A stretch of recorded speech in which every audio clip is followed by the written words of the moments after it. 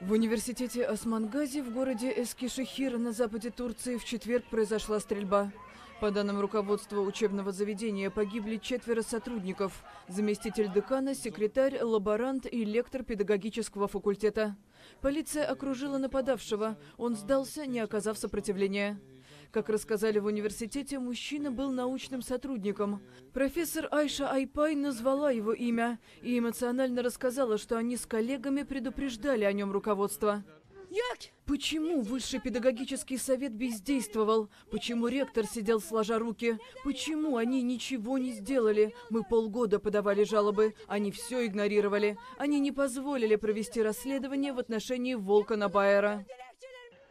Мужчина открыл огонь по своим коллегам, называя их сторонниками Фетхуллаха Гюлена.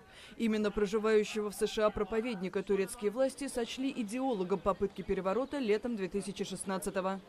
Гюлен категорически отрицал свою причастность. Анкара заявила, что в стране существует разветвленная сеть его сторонников. За этим последовала череда арестов и увольнений. Тысячи военных, журналистов и преподавателей оказались за решеткой или потеряли работу.